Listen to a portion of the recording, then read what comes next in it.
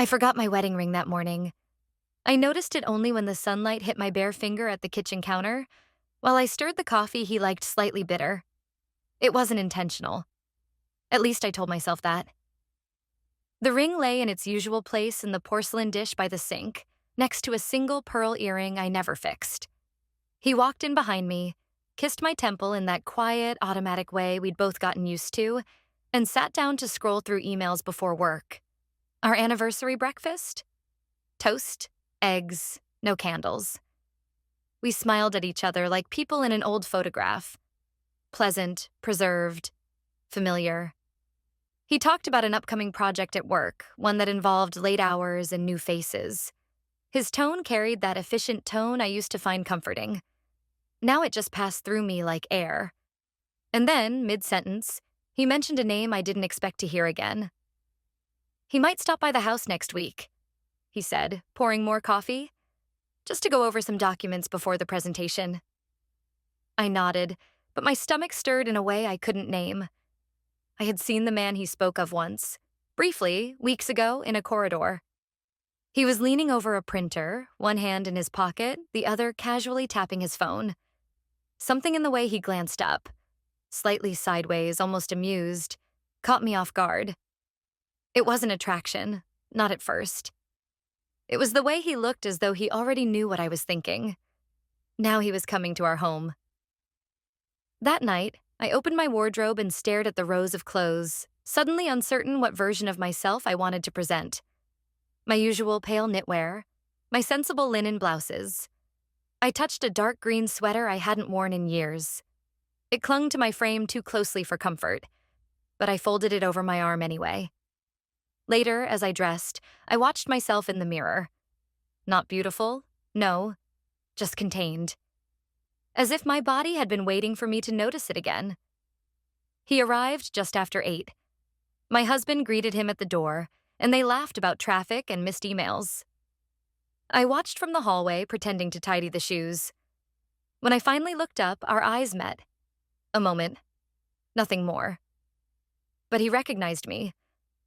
I saw it in the hesitation before his smile formed, the way his gaze caught and held for a breath too long. Not inappropriate. Just alert. They sat in the living room, spreading papers across the coffee table, talking figures and strategy. I moved around the house like a ghost hostess.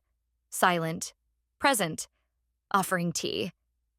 He thanked me softly, his voice lower than I expected. There was a carefulness to his words, as if each one had been weighed before it left his mouth. When he took the cup from my hand, his fingers brushed mine. Not long, not firm. But I felt it in my knees. I sat with them, peripherally. My legs crossed, the green sweater hugging me in all the ways I used to avoid. I noticed how his eyes flicked downward when I shifted, how he returned quickly to the conversation with my husband, never losing stride. He laughed at the right moments, listened attentively, and asked smart questions. And yet, there was something else. A rhythm in his presence that didn't match the room. At one point, my husband stood to fetch a missing file. The moment he left, the air thickened. Not with silence, but with something far more tangible.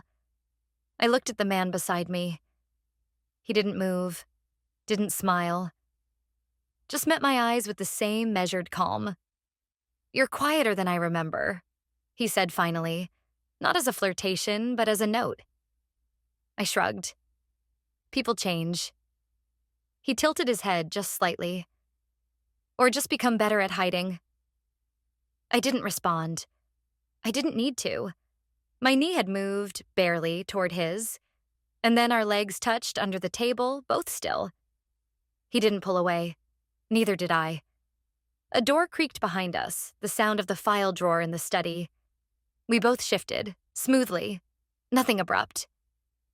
When my husband returned, we were speaking about the weather. No trace of pause in either of us. Later that night, after the dishes had been washed and the chairs pushed in, I stood at the window of our bedroom, looking out at the garden where the porch light flickered slightly in the wind. My husband slept already. I could hear the even rhythm of his breath, the kind that once calmed me. I pressed my hand against the cold glass and wondered how something so small, so seemingly insignificant, could echo through my entire body. I didn't wear the green sweater again that week. I folded it and tucked it behind my other things. But the warmth it had drawn from his glance stayed with me, like a secret too light to confess and too loud to ignore. And the strangest thing was, I didn't feel guilty. Not yet. Just awake. The week passed in fragments. Emails, errands, casual meals, and the subtle monotony that fills the silence of long marriages. Nothing out of the ordinary happened. He was kind, predictable, thoughtful in the way people are when they believe they've already done the hard work. I watched him fold his shirts with practiced movements, heard his voice from the other room talking to someone from the insurance company, and realized with a dull certainty that this was a man who would never leave. Not because he was devoted, but because the thought wouldn't even occur to him. There was no conflict between us, no accusations or betrayals. Our routine was intact. And yet something inside me continued to stretch, reaching for something unnamed.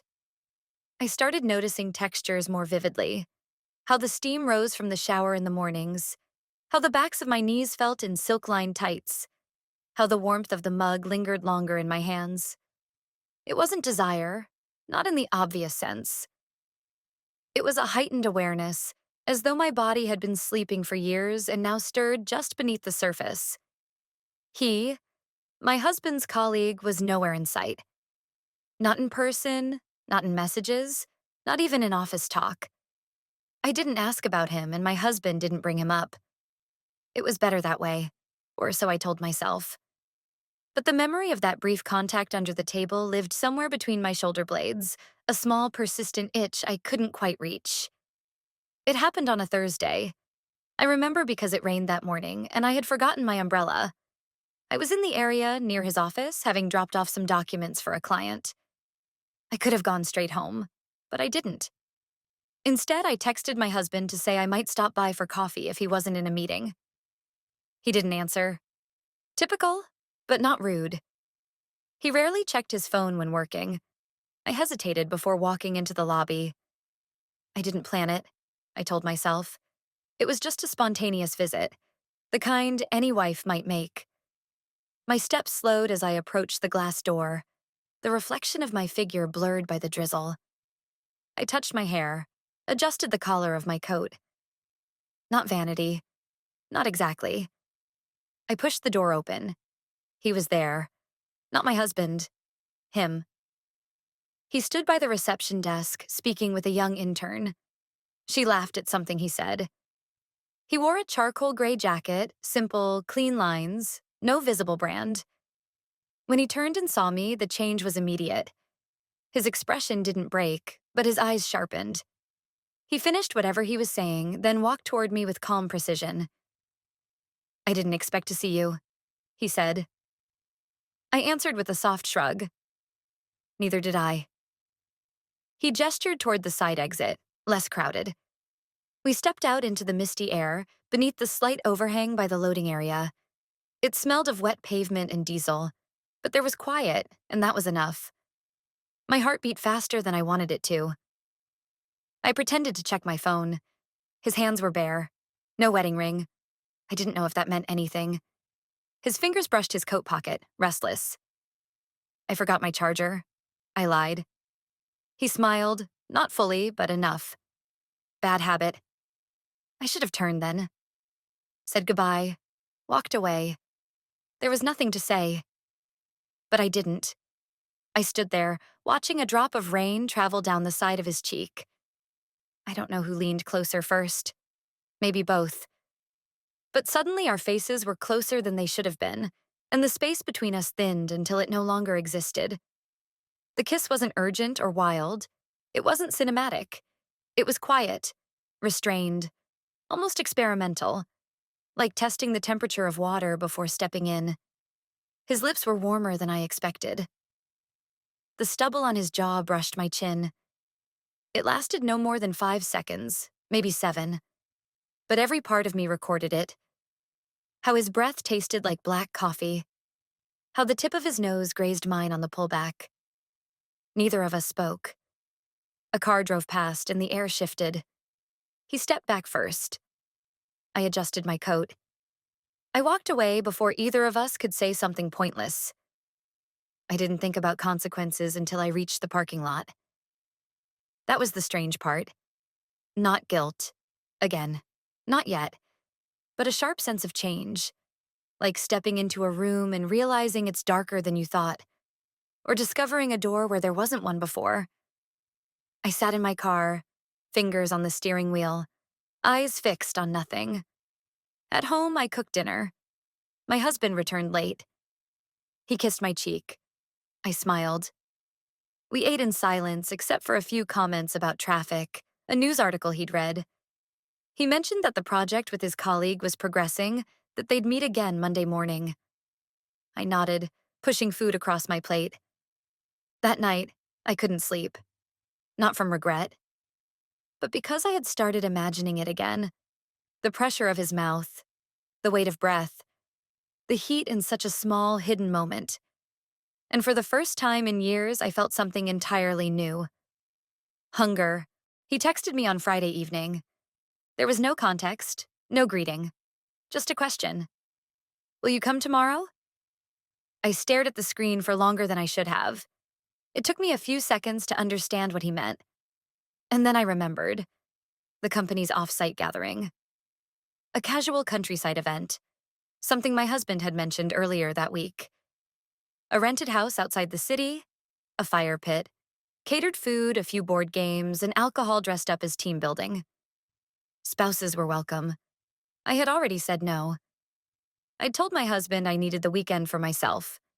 To sort through the closet, to clean the kitchen drawers, to rest. He didn't argue. He never argued. He accepted my absence the way he accepted delays in traffic or minor tech issues. Disruptions, not problems. He was fine with going alone. But now, with that message, I understood the door had been left open. Not by him, by the other. I didn't reply. I didn't have to. The drive out of the city was familiar. I had taken that highway dozens of times before. To visit friends, to escape for an hour or two when the city became too much. The sky was low and pale, the sun smudged behind a layer of mist. Early autumn had begun to change the light, softening it, blurring the edges of things. I arrived after noon. The yard was already busy. Cars, jackets slung over porch railings, people laughing near the barbecue. I spotted my husband standing with a drink in his hand, deep in conversation. He turned, saw me, and smiled with a kind of surprised warmth. "I thought you weren't coming," he said, brushing my cheek with his lips. I offered a vague excuse. "I changed my mind." He nodded, returned to his group. I stayed close to the edge of the gathering. The fire pit had been lit early, smoke curling toward the gray sky. I sat alone on a wooden bench, hands wrapped around a cup of tea someone had handed me. It was lukewarm. I sipped it anyway. He approached without a word. I didn't turn. I felt the shift in temperature before I registered the movement. His jacket draped across my shoulders, a quiet offering. He sat beside me, his knee brushing mine in a way that felt almost premeditated in its subtlety. Still, neither of us spoke. Voices drifted around us. Someone was telling a story about a ruined presentation. Another tried tuning a guitar. My husband's laugh rang out behind me.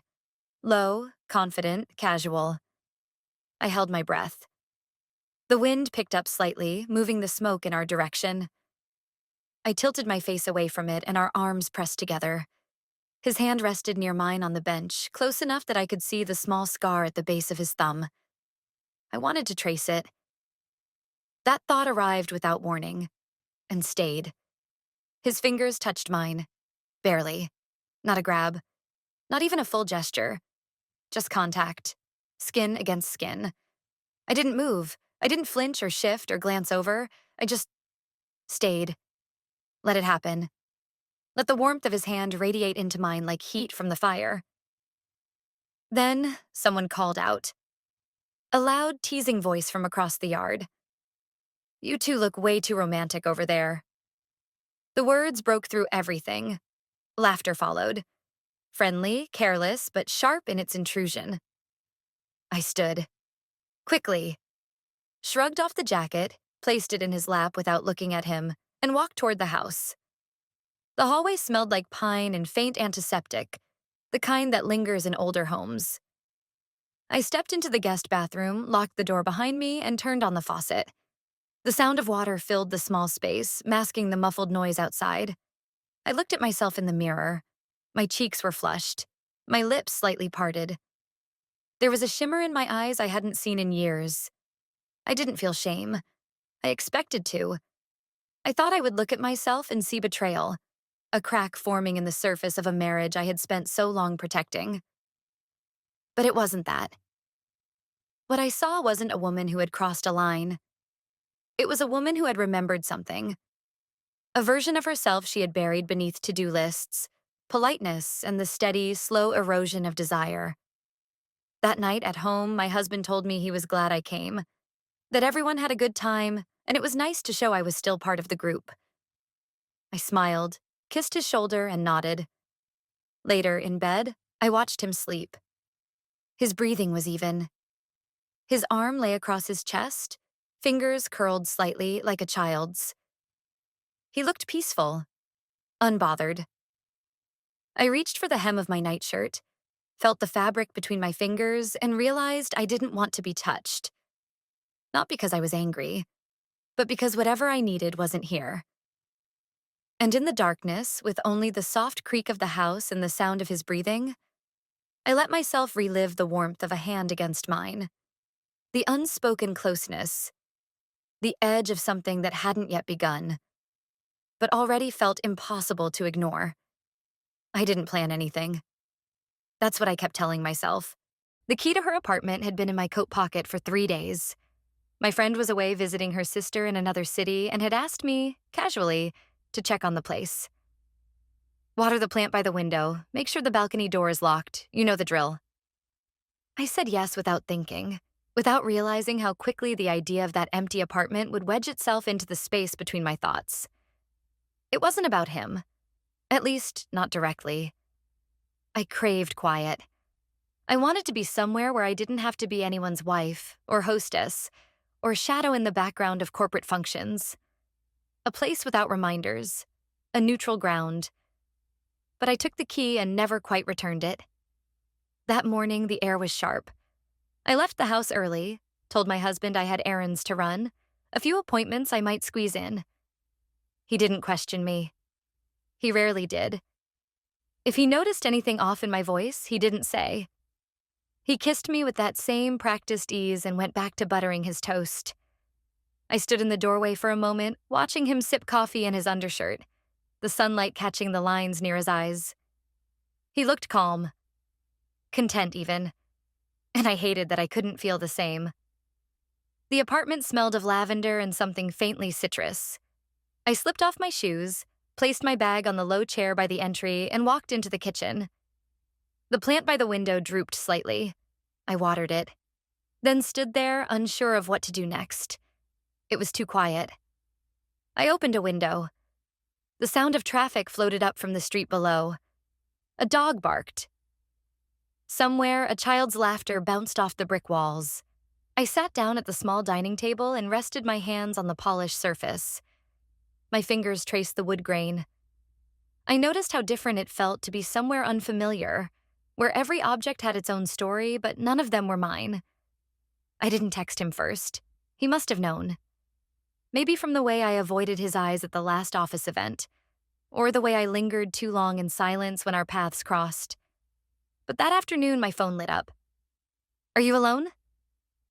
3 words. No name, no decoration, just the shape of something that had already begun to unfold. I typed the address. I didn't add anything else. No explanation, no invitation, just facts. He arrived quietly. I heard the elevator, the soft knock, the pause before I opened the door.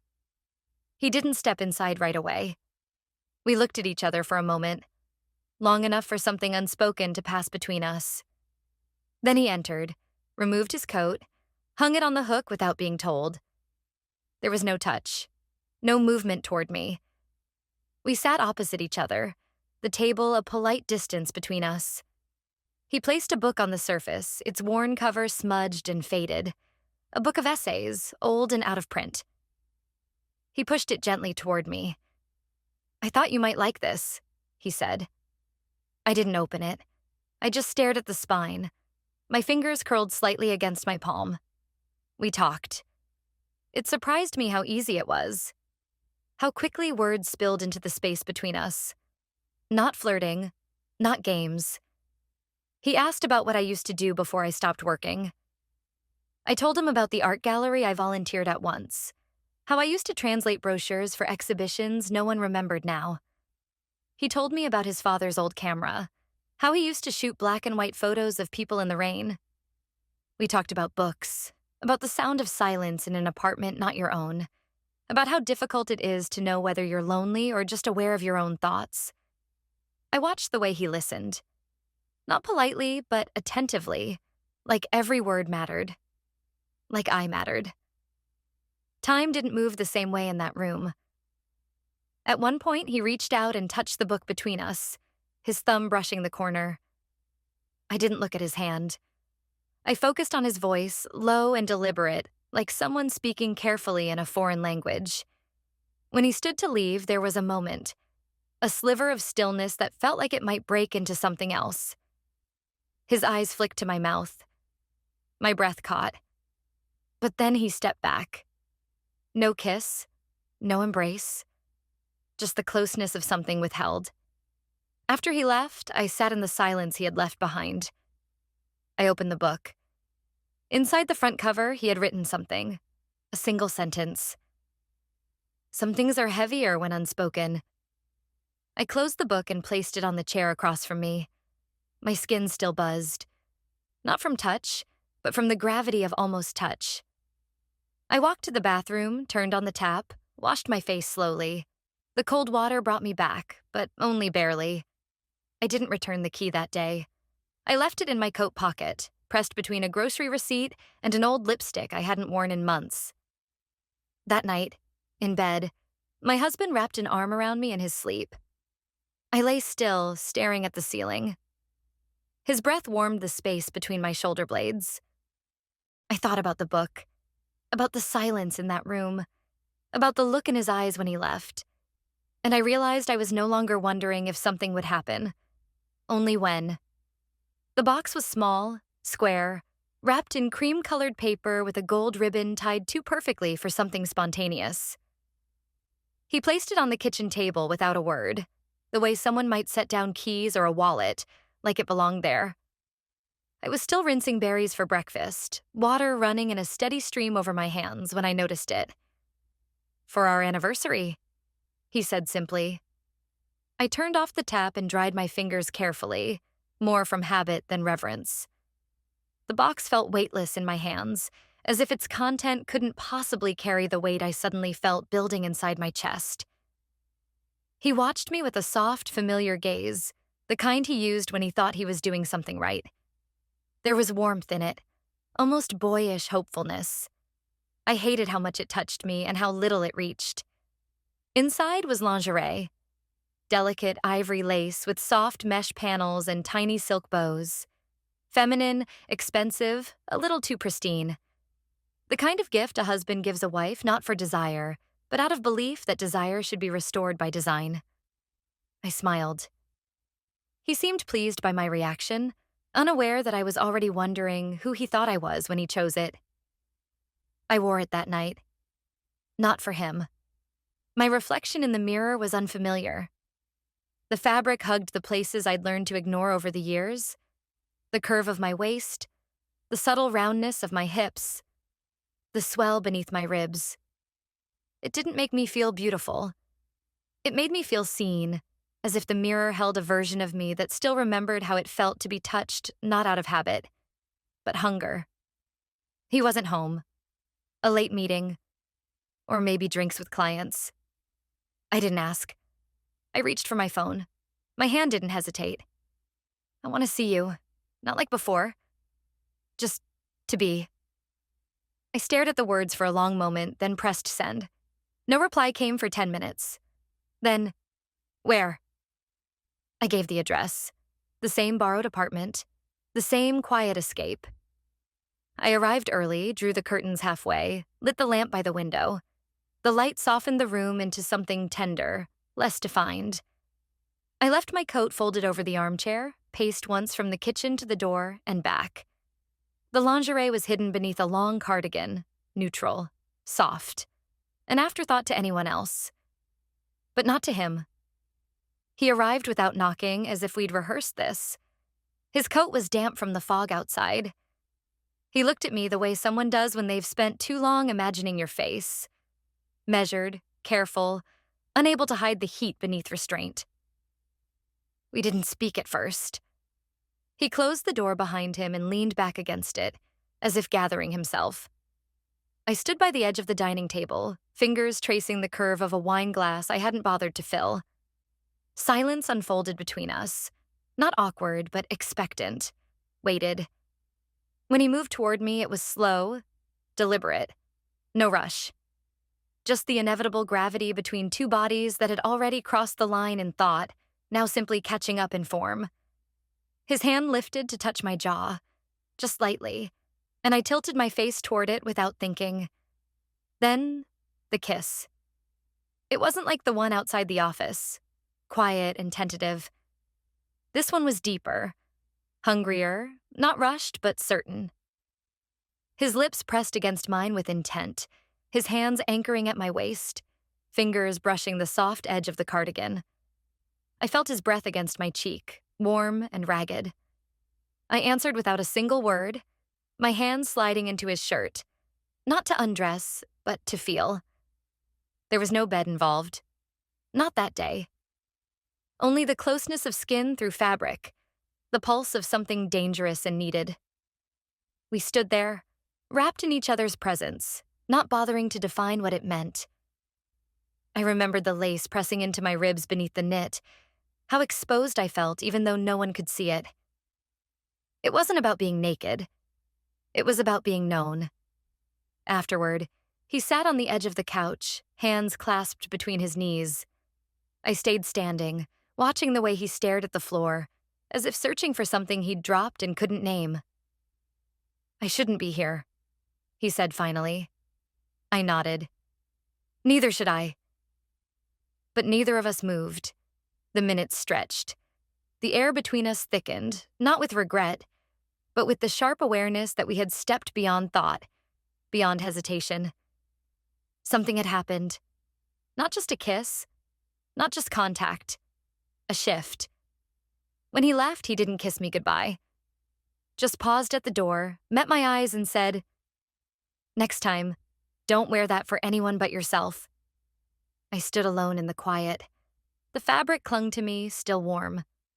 I reached behind and untied the ribbon, slowly, each loop coming undone like something deeper unraveling inside me. At home that night, my husband was already asleep. His back turned, his breathing even. I slid into bed beside him, careful not to disturb the balance of the sheets.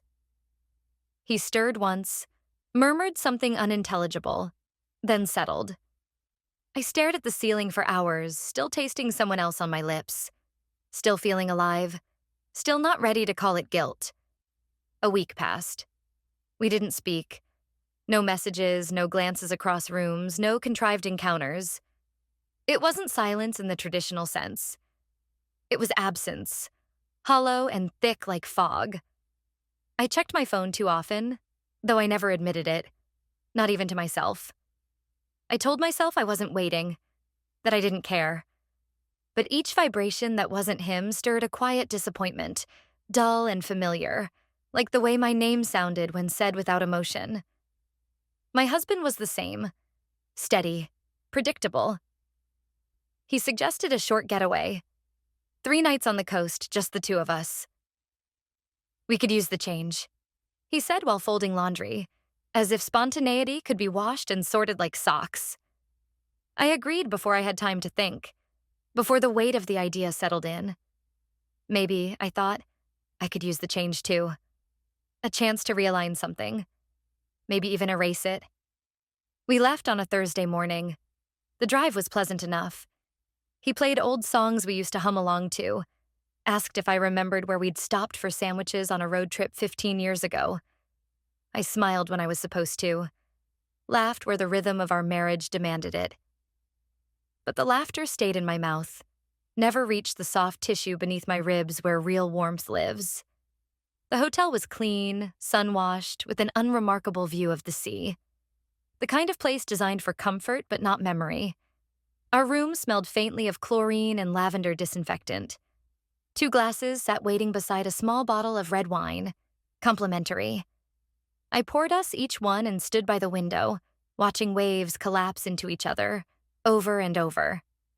My husband sat on the edge of the bed, scrolling his phone, reading aloud some trivia about shipwrecks in the region.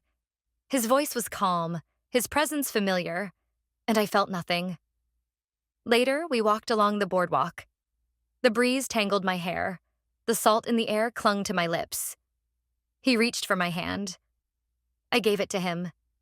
His palm was warm. I used to love the way it enveloped mine. Now, I counted the steps until he let go again. Back in the room, he kissed me. Softly, with practiced patience. His hands moved over my shoulders, my hips, searching gently. I let him. Not out of desire, but out of duty. Out of the hope that maybe, through repetition, something would reawaken. But nothing stirred. His mouth moved down my neck. I closed my eyes. Not in pleasure, but in distance. I imagined myself on the other side of the room, watching this moment like an observer in a theater. My skin registered the touch, but my mind stayed somewhere else. Somewhere quieter, fuller, real. He paused. "You're quiet," he said. I opened my eyes, looked at him. His expression was tender, concerned. I wondered if he noticed the shift. If he sensed the place between us that had grown wide enough to hold someone else. "I'm just tired," I said. He nodded. He always did. That night I couldn't sleep. The room was too warm. The sheets too tight. The hum of the air conditioner grated against my nerves. I slipped out of bed and walked barefoot to the balcony, pulled the glass door open quietly, stood there with my arms wrapped around myself. The ocean shimmered under a half moon, its surface restless, never still. I thought about his hands. Not my husband's, but the others'. How they moved like they'd already studied my shape. How they never hesitated. I thought about what he said last time. "Next time, don't wear that for anyone but yourself." He hadn't touched me like I was breakable. He'd touched me like I was waiting to be found. Behind me, my husband stirred. I heard the rustle of the blanket, the faint murmur of my name. I didn't go back to bed. I stood there until the sky began to pale, until the world reminded me that time moved forward whether I did or not. In the morning, he smiled at me across the breakfast table. "You look rested." I smiled back. Something inside me had shifted. Not just in the physical sense. Not just about bodies or betrayal. It was quieter than that. Deeper. Like waking up to find the furniture in your house has been rearranged ever so slightly. Not enough for someone else to notice, but just enough for you to stub your toe on a table you used to walk around with your eyes closed. I no longer believed I could return to how things were. But I didn't yet know how to leave. The first morning back from the coast felt like any other. Laundry left unpacked by the door, the kettle whistling too long, and the house settling into its usual rhythm. The familiarity was almost cruel. My body moved through the motions with the grace of routine, but my mind dragged behind, caught in the stillness of that hotel balcony, in the feel of ocean air and the quiet understanding that something had fundamentally shifted inside me. I should have reached out, or explained, or ended it altogether. That would have been the sensible thing, the ethical thing, the responsible thing. But clarity doesn't always arrive with daylight. Sometimes it takes root quietly, beneath the surface, until it grows into something you can no longer hide behind excuses. By midday, I found myself downtown, under the pretense of errands. I walked with no purpose, weaving between people, distracted by snippets of conversations I wasn't part of, faces I didn't know. The world kept spinning, unaware of the internal dissonance that made each step feel slightly misaligned. I stopped at a cafe. Not one I usually visited. Too exposed, too central. But I went in anyway. The bell above the door chimed, high and bright as I crossed the threshold. I ordered a cappuccino without really tasting the words as they left my mouth. The warmth of the cup between my palms felt grounding, but nothing more. And then I saw him. He was already seated across the room, alone. His jacket draped over the back of the chair, fingers resting around a glass of water he hadn't touched. He didn't see me at first. Or maybe he did and chose not to react. I hesitated for a second too long before approaching, unsure if I should, unsure if I could even pretend it was coincidence. He looked up.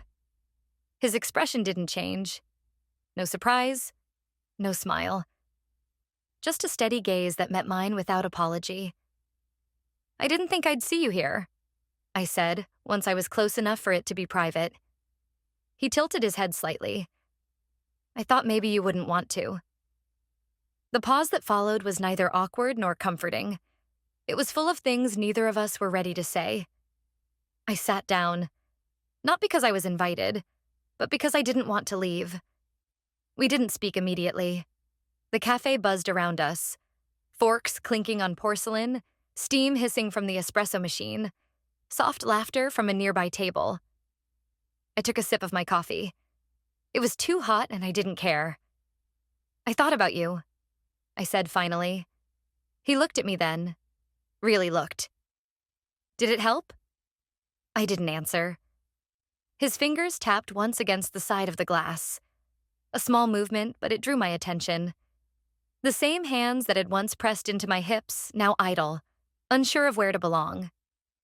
"I didn't reach out," he continued, "because I didn't know what I wanted from you. And I didn't think it was fair to ask." My throat tightened. I hadn't expected honesty. I hadn't even expected clarity. But here it was, unvarnished and quietly devastating. "I'm not sure what I want either," I said. That was true. I didn't want to destroy what I had, but I no longer knew how to live inside it. The safety of my marriage had become a room with no windows, no air, and even though the door was still unlocked, I kept forgetting how to leave. He reached across the table, not for my hand, but for a slip of paper from the sugar holder. He turned it over as if to distract himself, fingers tracing the edge. Then he said something that settled into my spine like a stone. "You're still with him," he said quietly, "but I'm still carrying you." I didn't know what to say. Not because I was shocked, but because it was the only sentence that had made sense in weeks. I stood slowly. My knees felt unsteady, like I'd been sitting for too long in the wrong position. I placed a hand on the table, not to anchor myself, but to leave something behind. Before I walked away, I leaned down, just close enough for him to hear me over the hum of the cafe. "You're still here," I whispered, "even when I try to forget." Then I left. I didn't look back. I didn't have to. At home, the afternoon light was slanting through the blinds, cutting long shapes across the hardwood floor. I moved through the house like a guest, careful, detached. In the bedroom, I opened the drawer where I kept my jewelry, fingers brushing against velvet and silver. I found my wedding ring. It still held its shape perfectly. I held it in my hand for a long time. Not to wear it, not to return it, just to feel its weight. Then I placed it back in the drawer. Not out of anger, not as a decision. Just a quiet acknowledgement that the person who had worn it wasn't the same one standing there now.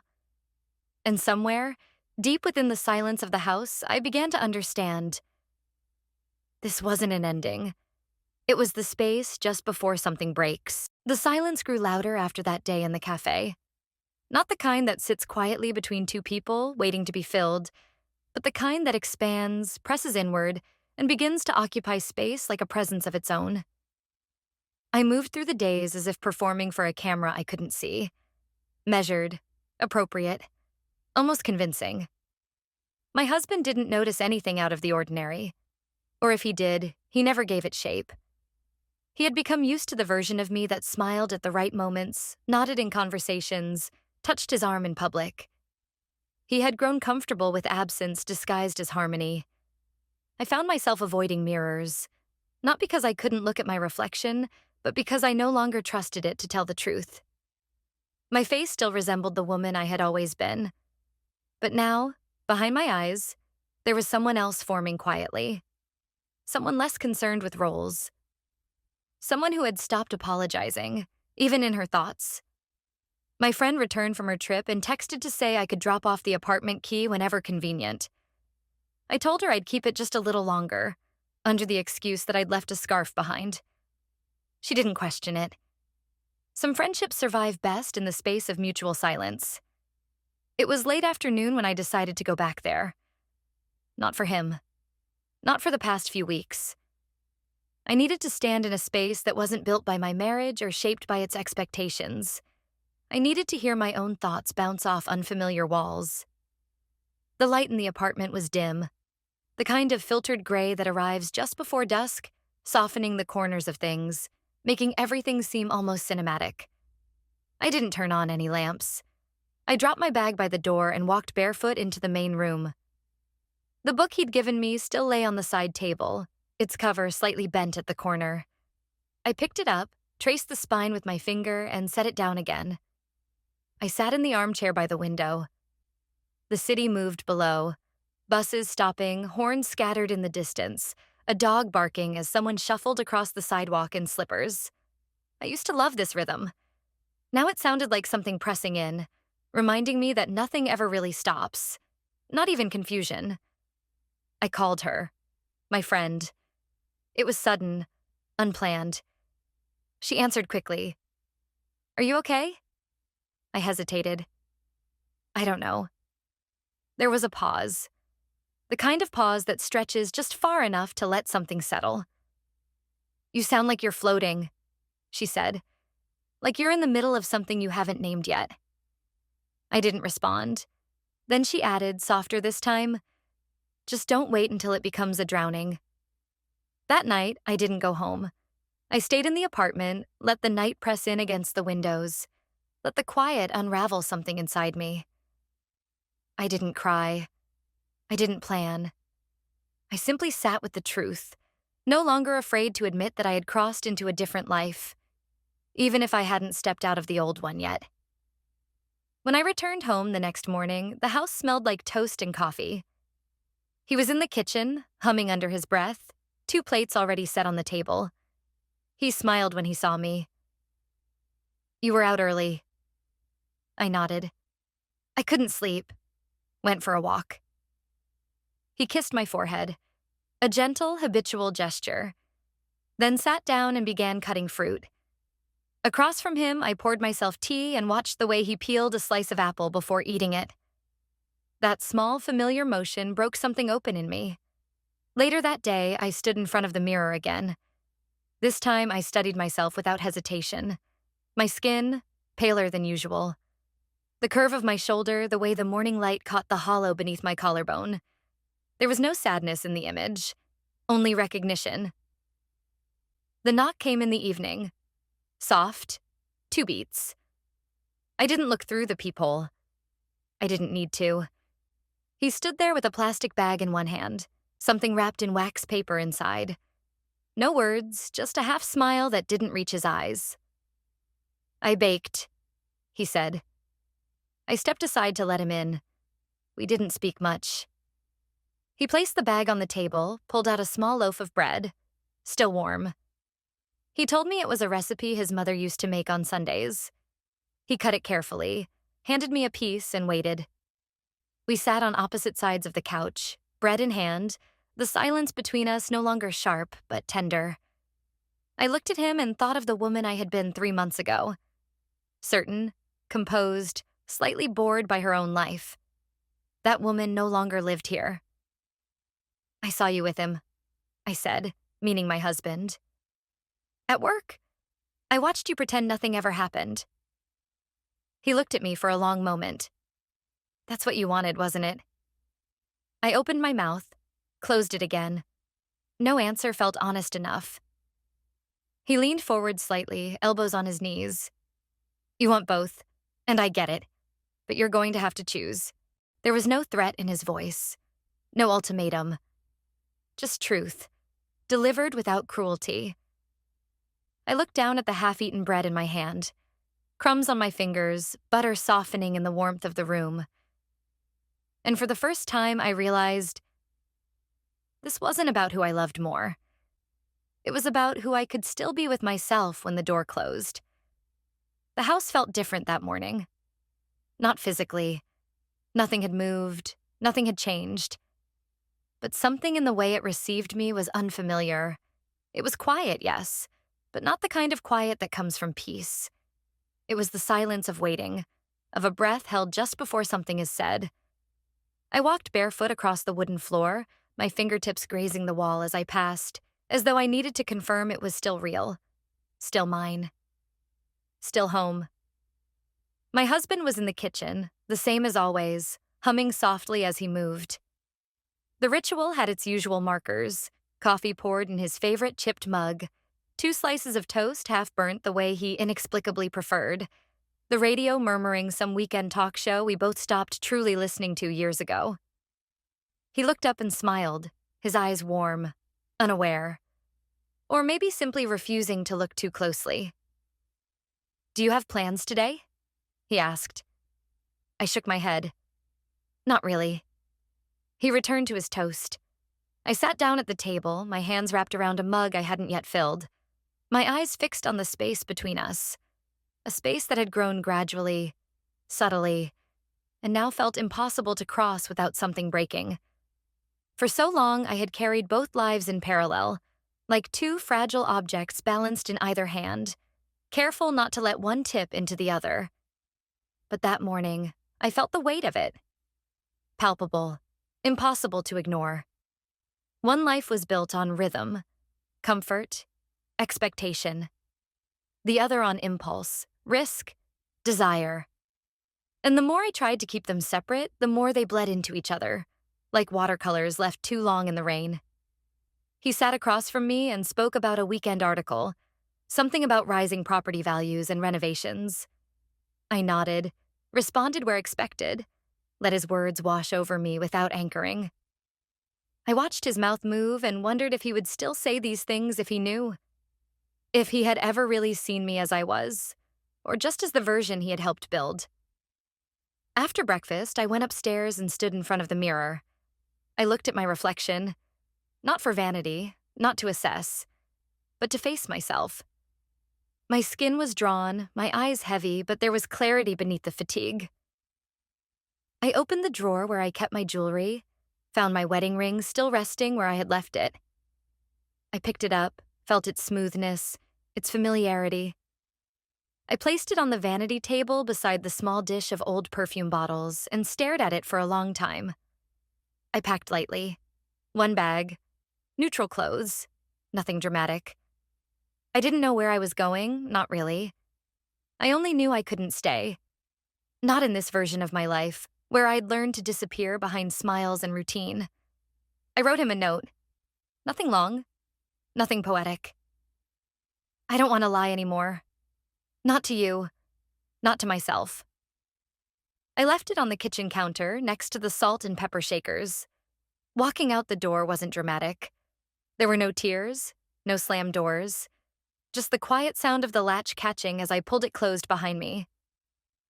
The sky was overcast, a soft gray that matched the stillness I felt inside. I didn't go to him. Not immediately. I walked first. Through streets I knew by heart, past storefronts and buildings that had witnessed different chapters of my life. I passed the bench where we once sat after a work event, barely speaking but unable to leave each other's side. I passed the corner where we first touched, a brush of hands more intimate than a kiss. Eventually, I arrived at the apartment. I didn't knock. I used the key. The space was dim, quiet. The windows filtered in weak afternoon light. I didn't call out. I stepped inside, placed my bag on the floor, and closed the door behind me. And there he was, in the kitchen, barefoot, sleeves rolled up, slicing something on a cutting board with slow, even motions. He turned. For a moment, he just looked at me. Then he wiped his hands on a towel and walked toward me. I didn't speak. Neither did he. He reached out, his fingers touching my cheek gently, as if to confirm I was real. Then he stepped closer and kissed me. Not urgently, not with hunger, but with a kind of reverence. A quiet acknowledgement of everything that had led us here. We stood in that silence together, not as two people stealing something forbidden, but as two who had finally chosen. Not passion over peace, not one man over another, but truth over pretending. Later, we sat by the window. I told him everything. Not all at once, not in dramatic confessions, but piece by piece, like laying out fragments of glass, trying to understand the shape they once were. He listened, not to judge, not to fix, just to know me. The sun began to set, light breaking through the clouds for the first time all day. He reached for my hand and I let him. There were still things undone. Conversations waiting. Pain I hadn't caused yet, but would. But for the first time in years, I felt something I hadn't dared believe I still could. Whole. Not in the arms of someone new, but in the choice to stop hiding who I was.